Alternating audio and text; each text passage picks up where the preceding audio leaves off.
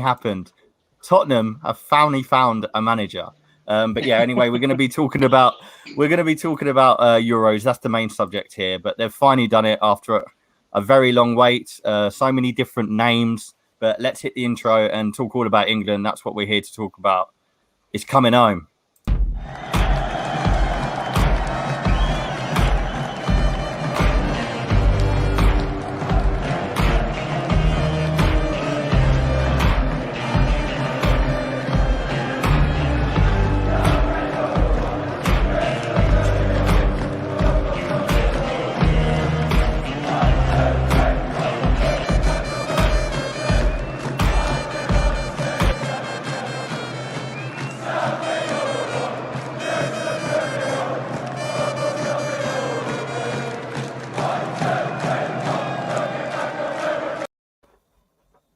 And we are live. Welcome back. It's myself, Lee, Dan, as always, and pleased to say that G is back with us after a while. Up in that England shirt, proud. G, I'll go to you first. How are we? Is it still sinking in? Really good. Still buzzing from the other day, to be fair. Yeah, likewise. I think you're preaching for the choir there. But, I'll go to the boys, of course. Lee, how are you, mate? You all right? Hangover gone? Yeah, hangover's gone at last. Took a long 24 to 48 hours to recover, but we're there. Unbelievable. I felt fresh, surprisingly, but I did literally dig into about £20 worth of chicken afterwards. So, I think that kind of saved me. Danny boy, in the stumble in, I see. How are we? Yeah, I'm absolutely blinding, mate. I think I've only just recovered, to be fair. I said Lee said 24 to 48 hours. I'm complete opposite. I've been sleeping non-stop. Yeah, you're sitting in the boozer, so that says something, didn't it? Yeah, ready to go again.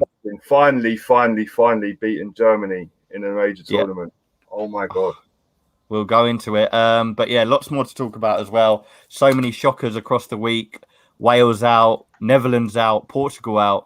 The group of death we were talking about last Thursday, this time last week, and they're all gone. But yeah, let's get the ball rolling. So we'll start, obviously, Saturday. I was with you, Danny, actually. Denmark absolutely thumping Wales. We had Amy on a couple of weeks ago, Welsh fan from her game too. Big shout out to them. But yeah, we were sort of expecting big things. And then next thing you know, next round, they're gone. Was you surprised by this? G, I'll go to you. Yeah, definitely. I thought Wales were, they built up momentum after their bad first game, and I thought it was theirs, but they just did not show up, did they? It's the team spirit from Denmark as well. Like, I just find it incredible considering what happened. Obviously, we all saw that. I think a lot of people were rooting for them. Let's be honest, we were all sort of part of the same. As much as we're supporting England, it's great to see that sort of thing. And they've got a real good chance now because the team spirit's high. They've got a good opportunity against Czech Republic. They're on the easy side of the table, I can say. But Lee, how far do you think Denmark can go? Do you think they're a team that perhaps are an underdog no one really expected, a dark horse has come out of nowhere? Yeah, I just want to touch on Wales first. Yeah. Did you remember our pod at the start of the Euros where we had to pick our flops and who my choice was? But I'm pretty sure it was Wales. It was. Fair play, they've done all right in the groups, but they have absolutely flopped in this game. 4-0 to Denmark is pretty embarrassing. Gareth Bale in tears. Love to see it. Yeah, you do. Even when he walked out in his interviews, when they asked him if it was his last game, it was very enjoyable. Yeah, I think we was all Denmark happy. Look good. Denmark do look good. There are dark horses, without a doubt. I think Denmark have definitely taken that title on so far this tournament. No one really saw it coming, especially when they lost Eriksen, who most people probably saw as their pivotal player. Yeah, 100%. Yeah, they've got a good keeper in Schmeichel, but yeah, Eriksen just creates things, doesn't he? He's definitely the guy out of them all that sort of leads by example. Danny, just quickly, do you think they've got an actual chance of sort of maybe actually progressing through to and even surprising us? Because if they win their next game, obviously, we're the ones who have got to look out for them. Do you think their team spirit is something that could take them far, or do you think? I think what's obviously, without sounding too bad, I think what happened to Christian Eriksen, as dreadful as it is, and no one likes to see that, no matter where you come from or what team you support or anything, I think that's absolutely helped him massively. I think they're playing for him, they're playing for his family, they're playing for everyone, and I just think what's happened is massive for them. It's kind of helped them in a way, because as Lee rightly said, you know, everyone saw Christian Eriksen as it's their main man, really, and to lose him, it must have been really hard. I can see them beating. Yeah, sort of I can see him getting through. I can see us playing. I can see us playing them in the semi-final. To be honest with you, and I think that it's going to be. I think it's a different game, but I think it could be harder than Germany. Yeah.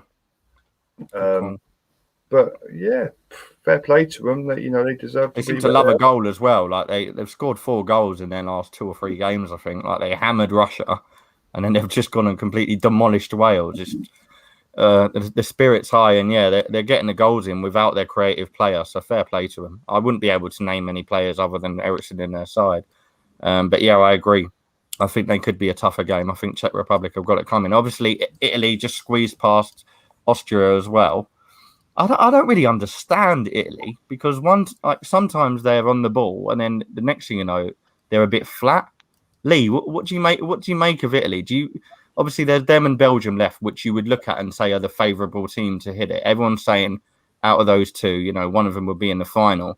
But do you think they're a bit too hot and cold? Nah. At the end of the day, they got the job done, didn't they? They made hard work of it. Austria played quite well, to be fair to them. But they still got the job done. So you can't win beautifully every game.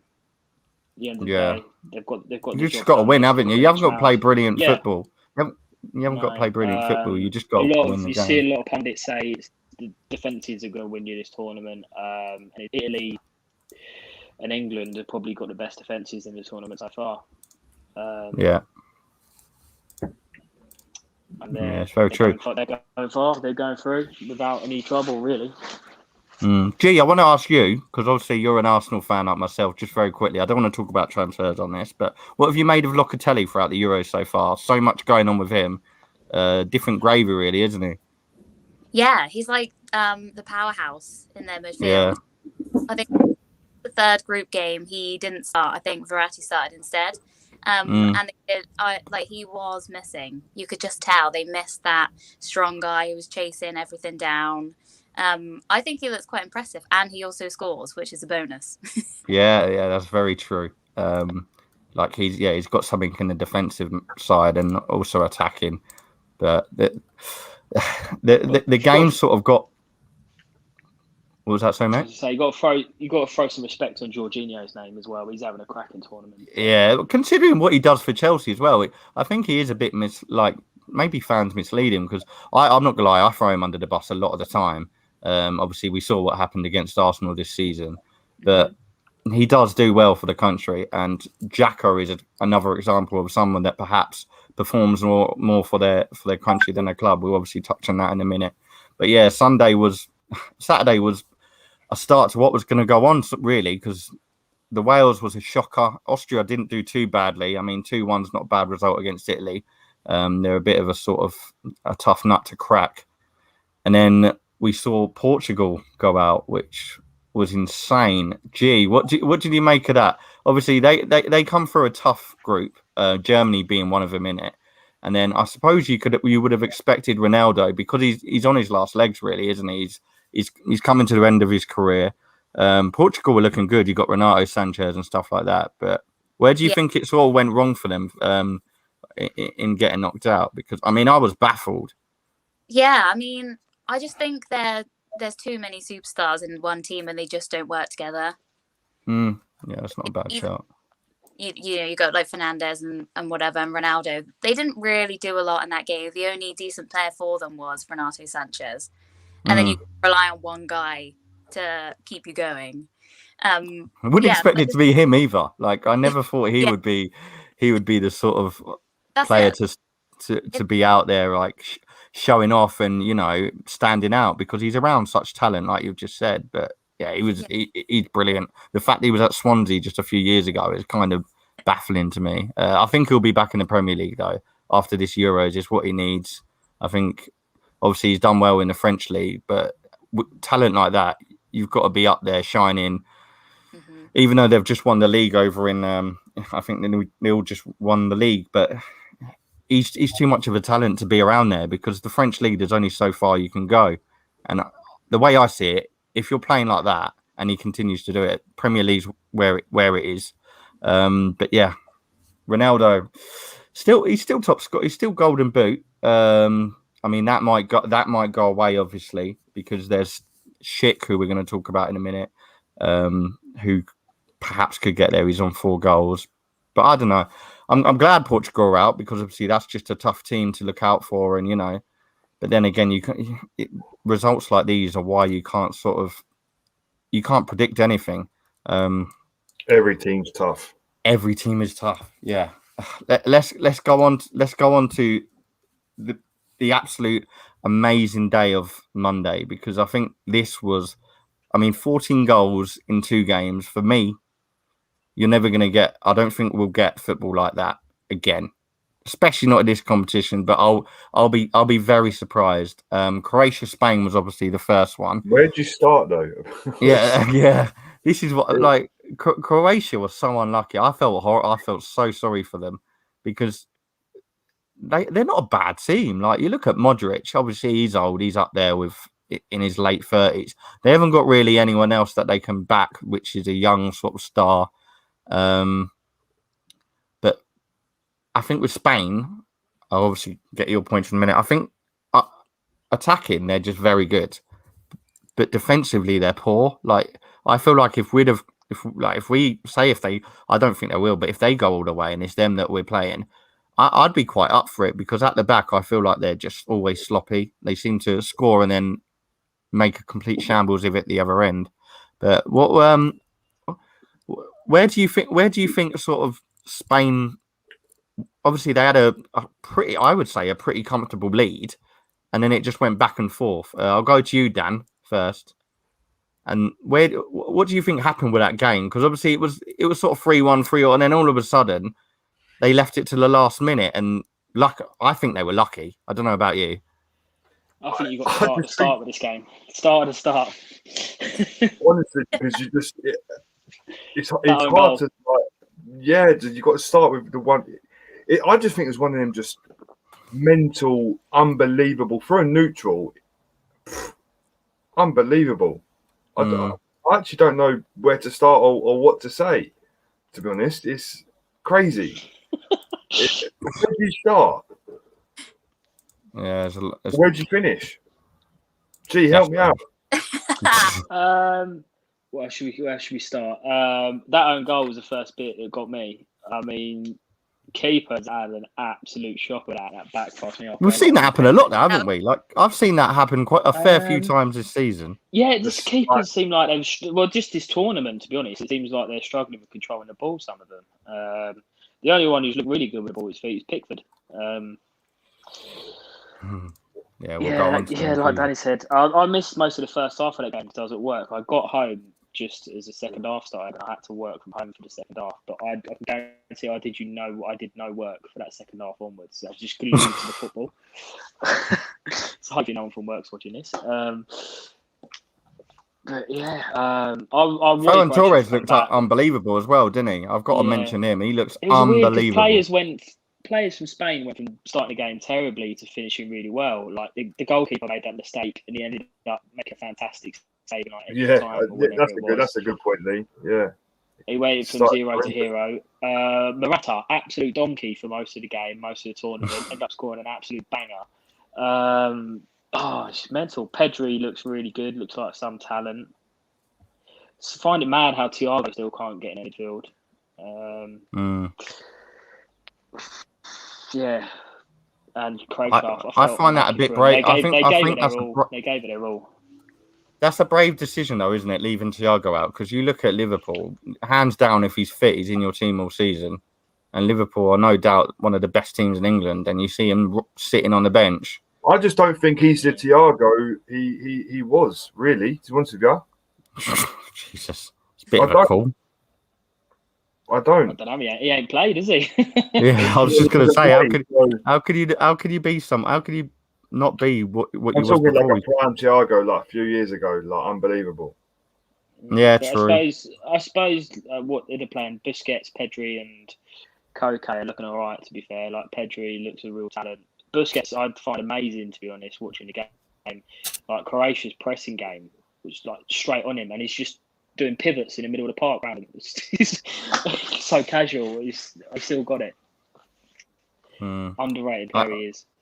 I think Spain are in. I mean, Spain have got Switzerland now, so that should be an interesting one because Switzerland are coming on a high, which we're about to talk about. Yeah, And can't really predict I don't know. them. I saw too many issues with Spain in that game. I just think when you get the lead, it's not even about the mistake from the keeper because, like you said, he kind of did make up for it. It's just everywhere else. And I mean, yeah, like you said, you shouldn't really be throwing away a 3-1 lead with what I think it was like 5 minutes to go. This is what I mean. And like I said, Croatia have got who? I'll tell you what, I can't pronounce majority of their names, but I couldn't name you a star in there besides Modric, who's well off. I'm not saying he hasn't got it anymore. Wasn't even playing in that game. Yeah, exactly. No, but I couldn't tell you one. I couldn't, and we've played him. They got the Leicester reject up front in Kramich. You know. God, that says it all. But yeah, let's talk about Super Granite because we've got 3 Arsenal fans on here, and I was baffled. He's going Roma anyway, isn't he? So I don't really matter. Yeah, time being he's at Arsenal. But gee, I'll come to you because the boys have just been chatting. What would you like to see him stick around? Do you think that he's sort of proven, like he can do it, or is it a case of just it's not consistent enough? Yeah, no, I'm not keen for him to stick around. Like, yes, he had a really good game, but it's one game. He doesn't do that consistently over 38 games. He just doesn't. Yeah. Happy you just said that. And his celebration, it looked like he was trying to have a dig. Yeah. I noticed that. Yeah, it did seem a bit like he was being a bit cold because which is unnecessary because move on.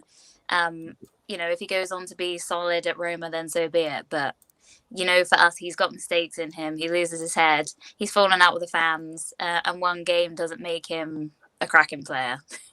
Yeah, amen. But in terms of France, what? Oh, sorry, go on, Lee. So that is the thing with international tournaments. I think I tried to say this to you the other day. These international tournaments, you get these players who have phenomenal games, but they're shit at club level. Perfect example when Liverpool could have signed an Elcar and he ended up with El Hadj Diouf because he had one good World Cup. Don't make him a good player just to have a good tournament. It's just like Xhaka has one good game and all Arsenal fans are like, we've got to keep him. It's like he's been bang average for how many seasons? Like 5 years. Yeah, one good game when you're in. I don't know how old he is these days. Late 20s. One good game when he's had 4 average seasons or whatever. Well, I know someone who perhaps didn't have. Getting rid of him. I know someone who perhaps didn't have a great game in this match, and I feel sorry for him because some of the slander I'm seeing on social media is absolutely unbelievable for someone who's like one of the top young talents of the world. Mbappe, it had to be him, didn't it? And I couldn't tell if it was a great save or a shit penalty because from some angles, I thought from some angles it looked like but it was obviously quite low. It was too near him. Other than that, the penalty miss, obviously there's more which went wrong for him. Again, it was just back and forth, not keeping a lead. Gee, do you think perhaps they have just been disappointing overall this tournament? Because even in the group stage, they were quite lacking the excitement, shall we say, from what people were maybe expecting. Yeah, I mean, I think they were really lucky to finish top, to be fair. But outstanding, and they didn't set it alight. But for Mbappe terms, I think the whole game, his body language was so off. Like, if the ball didn't come directly to his foot, he was looking at the player that passed it as if it was their fault, like every single time. And he was doing all these like expressions where you just thought, mate, come on, like you're supposed to be this superstar kid. You gotta help the team yourself, not just blame everyone else when things go wrong. And the penalty, it was him. He didn't look like he was confident, and he just basically placed it, didn't he? There was no like I'm scoring this goal. And yeah, it's a shame it came down to him and all the stuff that he's been receiving online. 'Cause there's no doubt he's like a mad talent, and it's just Yeah, it would be typical that it would fall to him and they would go out. But yeah, I mean, it's just one. It's like everyone says, it's so many games and so many days. You know, it's not the same as playing every weekend. And to be on your 100% every 3 or 4 days, it's just not really going to happen, is it? yeah. If it was anyone else, he probably wouldn't have got anywhere near the slander as what he's got as well. Like it's just because it. Yeah. I Let's don't not beat around know. the bush. Let's not beat around the bush. Mbappe's time will come, and he will rise again, and he will rise amazing. He'll probably win something for France one day. 100%. I mean, he's literally He 8 already years. has. Like he's about 8 years younger than me. So He already has done it. Won the last World Cup. He's got years and years and years and years of football yet. So you know, it's obviously gutting for him. He's so young as well, and for these young, you know, for the young talents, it hits them a bit harder, I think, as well, because they're so young. They deal with things differently. He didn't really. Yeah. He hasn't turned up all tournament at the end of the day. No, he hasn't. yeah, that's the I think that's why people are digging, because he hasn't really It's shined. not And scored. when you've got a front three of Mbappe, Benzema, and you've got Griezmann, and you've got all these sort of people that can come off the bench as well, it's expected, isn't it? I think you expect the man in the middle to sort of deliver, and yeah, but it takes You can look at other teams. They've all got a player that everyone expects from. Look at the slander Kane's got before the other night. Everyone's got them. Everyone's got these players. And the end of the day, takes a knockdown to get back up, doesn't it? Really, that's what they get paid for. They've got. To be fair, I was cursing Kane. Then when he put the ball in the back of the net, he was like, "Love my life." Yeah, I wish we could have clipped Danny's pre-tournament prediction of that. I can't wait to watch this boy play. yeah, Jesus. This is the thing about football. This is why I love football, though. This is why football just is unpredictable. Yeah, but that whole day was just a perfect example of why we all love it. Very true. Yeah. I want just obviously Netherlands out to Czech Republic. And we were just talking about Schick. For me, I think it was just disappointing in terms of the fact that Netherlands have got so much quality, and Czech Republic, I don't think they're going to get much further. So it's just a bit of a waste. But let's move on to the England game, because there's too much to talk about. Again, it was left down to the last minute. What did you, Danny? I watched the game with you, and Nia saw you after. So I'll go to G first. What was your first thoughts on the lineup that? Once you saw the lineup come out for this game, where was your head at? Was you feeling confident? Obviously, Bukayo, Starboy, Saka being put in there, or was there anywhere where you was a bit worried? When you, like on paper, when you hear there's going to be 7 defensive players, your heart kind of sinks a little bit because you want to give it a go. But at the same time, I think we matched their formation, which probably was the best idea. And yeah, there was talk of Saka starting all day, which I wanted to believe, but you never know until the actual team sheet comes out. But I was buzzing for him, and more gutted when he was the one to have to come off, to be fair. Yeah, I know. This is the thing, isn't it? This is the thing. Someone's got to go off, and it was never going to be Sterling. Yeah, or no one in defence either. So it was basically him or... Yeah. I agree. I think that was the right call, based on the fact that Germany started coming into the game as well when he did go off. So I think we had to keep the back. And Phillips and Rice had a good game, to be honest. Phillips especially. Maguire was playing well. Maybe we could have gone to 4 at the back, but it was too risky because Pickford was saving us for multiple chances.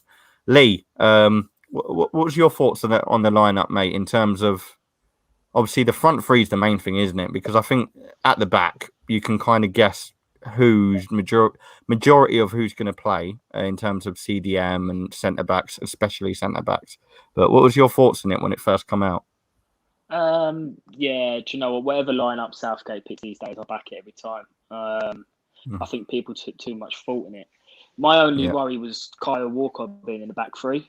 I remember he has these tendencies to fuck up every now and then, but he turned out to be phenomenal.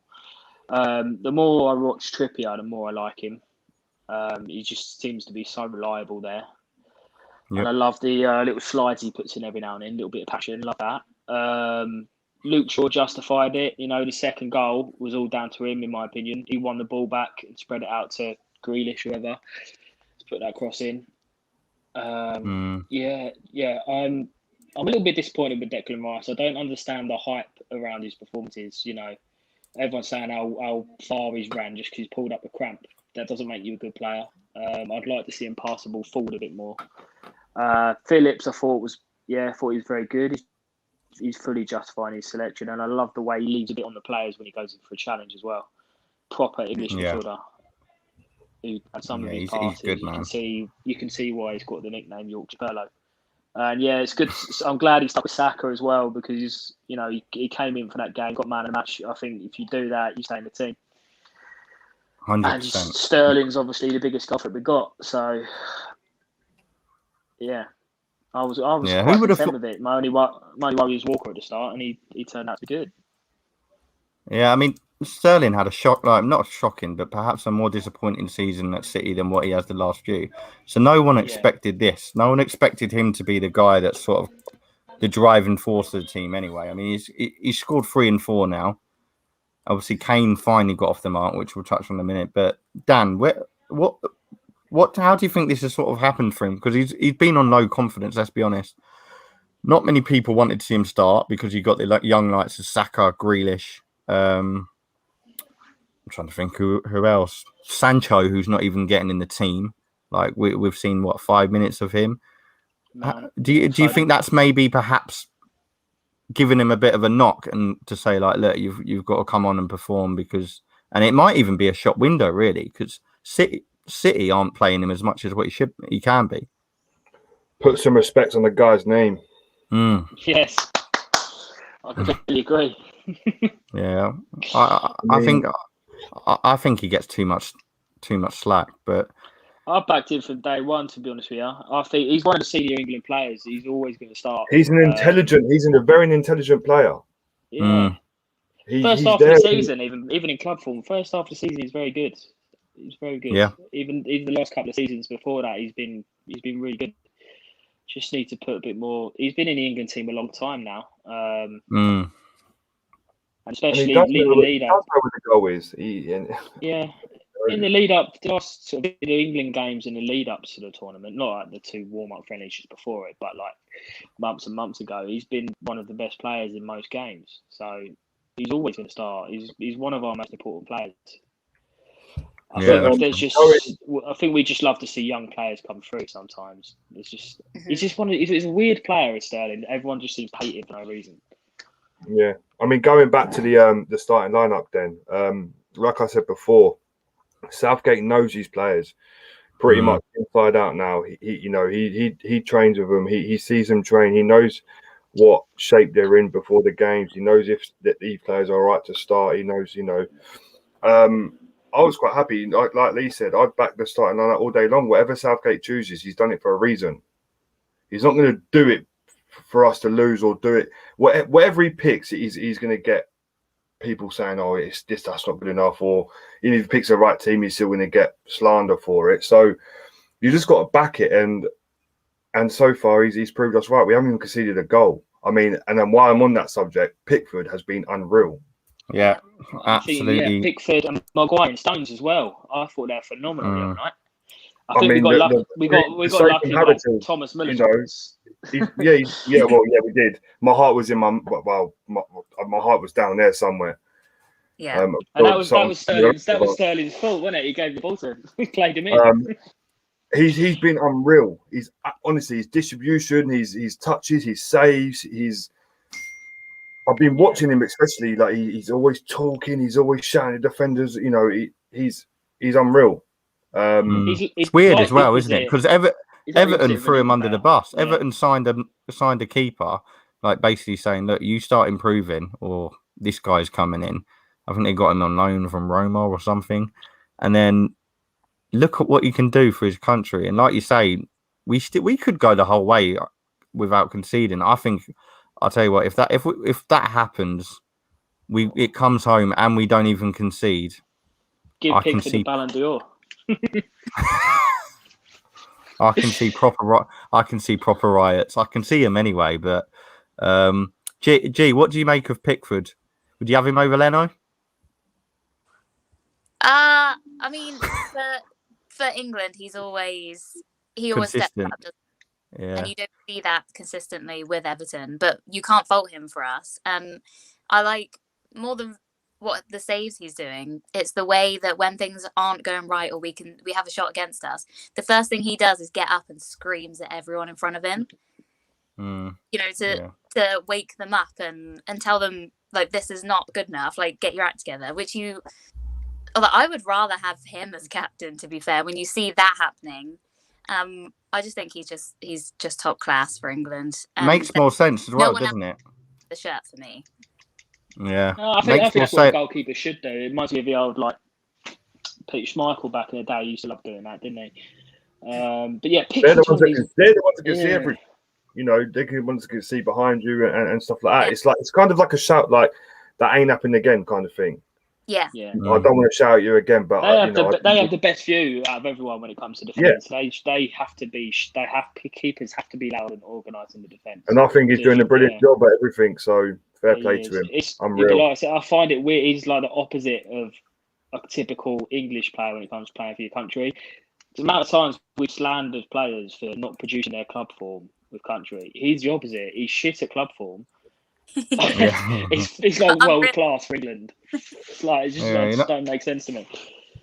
You're not wrong. I mean, I think honestly, the way things are going, him and Sterling easily best players of the tournament. Maybe Maguire up there, but Pickford he saved our asses against Germany. There was at least Maguire, on a good day, Maguire would have scored one of them headers on a good day. Yeah. I was watching it with a Man United fan, and every time Maguire had an attacking header, he was like, "This is what people don't realise. He does this every game. He wins the header, just goes straight back to the keeper." Yeah, very true. He needs to get better at that. And people call him, right? Why you got the Harry Kane picture up, mate? People are saying, "Why is he starting?" What, mate? He's captain of our football team. He's never going to get dropped, is he? He's never going to get dropped. It winds me up when people say, like, "Oh, I mean, I agree that take him off." But like we were saying in the pub, then I said he'll only need that one chance. Yeah. And players like Harry Kane, they'll only ever need one chance. Not to discredit him, but it was quite an easy chance. I'd be very shocked if someone missed that. But I mean, you've got to be in those. You've got to be in those positions, though. That's the thing. This is what people don't realise. This is what people don't realise. You've got to make yourself available, and he did that service.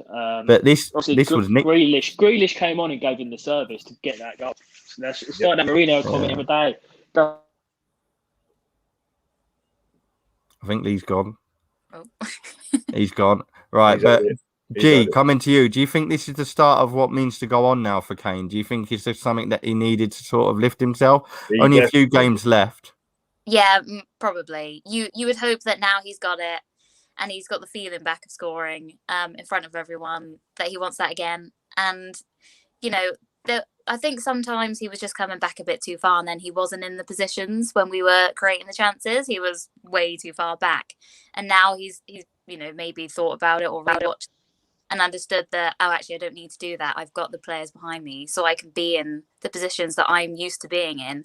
And then he was just behind Raheem Sterling for his goal, so he could have easily. He was still at the point forward as well. If Sterling could have got the two, couldn't he? Yeah. So I mean, I know in the first half, just before the end, it didn't quite go that well. But I mean, you know, I just hope now that that's the one that now he's got it, he can settle down a bit. Everyone's talking about him in a good way again, and he can just play with ease. Yeah, well, hopefully. You can tell by his celebration as well how much he needed it, and how much even the interview after. If you look at his interview after, he's speechless. He can.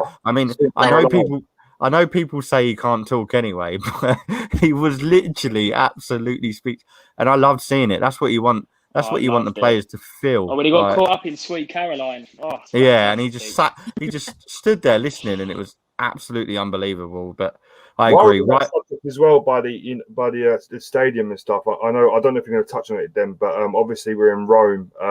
We've played all our Euros. at Wembley with fans. Yeah, big comment, and great obviously comment. fans, they're saying, fans with tickets still, they're saying not to travel. So there's obviously going to be some England fans, because obviously some England fans live in Italy and stuff like that. Do you think that's going to have an impact on the game itself, really, with England? Yeah, I think it will, because they've got used to now Different is that pitch, different atmosphere, different. Yeah, all they've got used to, temperature. especially coming from a game like that, coming from a big win and having the atmosphere they had there. Let's be honest, I've not seen scenes like that in years in any game, whether it's England or club. Even before COVID, we haven't seen celebrations like that in a long time. So I think it's a hard game to come from and then to go and completely taste something different, because and it's a team that they're not really used to playing either. Obviously, Ukraine are not a team that I know too much about. Definitely not a team I expected to come this far.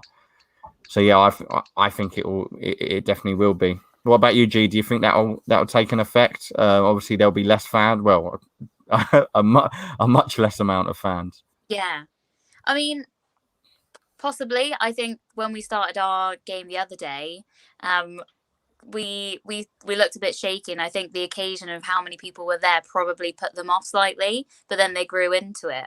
But I think they may as well just remember what it looked like and what it felt like to play in front of those fans, and just memorize us all at home getting behind them, and I think they'll still be all right. It may be at the beginning, it might be a bit shaky, but I think they'll build themselves up again and think everyone's at home supporting us, everyone's watching us, everyone wants us to do well, and let's go back home and then have another game with that atmosphere again.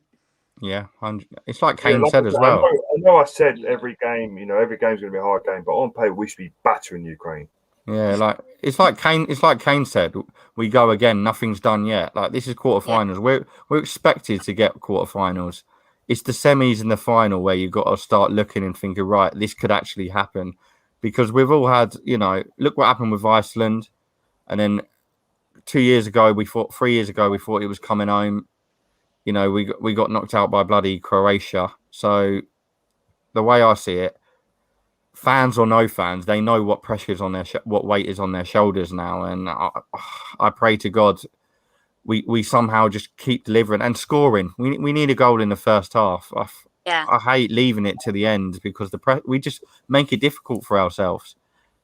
Yeah. And I don't see where Ukraine are actually, besides Zinchenko, I don't see where they're actually getting any sort of creativity, because they've got Yarmolenko as well for West Ham, who he scored a good goal or two in the competition. But if you look at the teams on paper, I know it's not about on paper. The form England players are in now. Kane's scoring as well. Sterling's in his prime. We should be absolutely annihilating them. And I'm not even disrespecting Ukraine. It's just facts. But yeah, the fans not being there, who knows? That could play a part. Obviously, it's the first game in Rome, so we don't know what to expect. He may mix it up. Foden's not played in 2 games now, so it'll be interesting to see if he comes in, because he's going to be fresher than anyone out there. A couple of players on yellow cards as well. Yeah. Okay, 100. Well, Mason Mount as well. Rice and Phillips both on the yellow. Yeah, Mason Mount's obviously got he's got a sort of return, but I don't know. It's all going to be about the lineup for me. But these are the games that are coming up. So what I'll do, I'll go around. I'll sort of do what we did last time. I got completely wrong with the last 16. I think I know Scott managed to predict Czech winning over Holland, which was, and I think you did as well, Lee, didn't you? Which I found absolutely unbelievable. But G, going round the games, pick what 4 teams you can see going through. Obviously, just pick the 2 what you can see being the semi-finals. That's probably easier. Yeah, so I think it's going to be Italy, Switzerland, and then us, Czech Republic again. Oh, that's an interesting little show. I mean, I'll just say mine now. You've gone completely opposite to me. I'm saying Belgium, 3. Spain, and then I'm going England, Denmark. Lee? I think it's tough. I think the other side is tough. Belgium, Italy is so hard to call.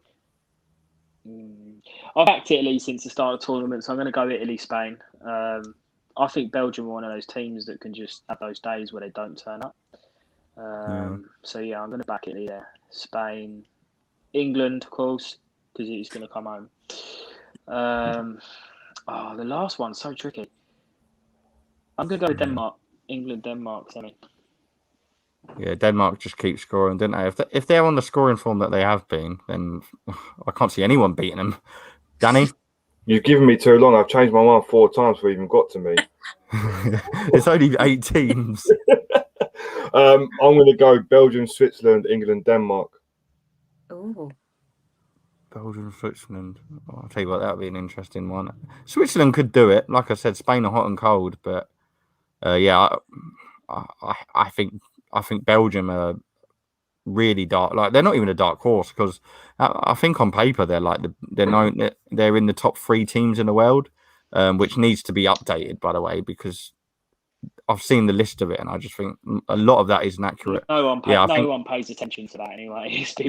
Definitely not. I think England are going to beat Ukraine 3-1. I'm hoping for that result as well because I said 1-0 at half time as well. Well, if we're winning by half time, I'll be a bit more pleased. 2-0. Oh. Danny 3-1. Yeah. G. I'm going to say 2-0. I'll take that. You think I've just got a funny feeling Ukraine could be the ones to end this, not conceding because the Pickford Maestro in goal. Yeah. Well, we'll so tricky. Past the Barnsley Beckenbauer, John Stones. Oh my God. But yeah, that's our thoughts. Anyone that's sort of tuned in or has tuned in, let us know yours. Sam's tuning in late, mate. I hope you get off. I hope the wedding's good, mate, and you're getting pissed up. Yeah, he must be smashed. Sam, go and enjoy your wedding, mate. Cheers for tuning in. But yeah, we'll be back next Thursday. Hopefully, it'll be a good one. There'll have been 2 England games by then. Let's see if we'll end up in the final. We might be back with a transfer talk later on, but make sure you go and follow Round the Keeper podcast, which G's on. G, thank you for tuning in. It's been good to have you back on. Thank you for having me. G. Cheers, G. Cheers, boys. I'll see you soon. Cheers, Dan. Cheers, guys.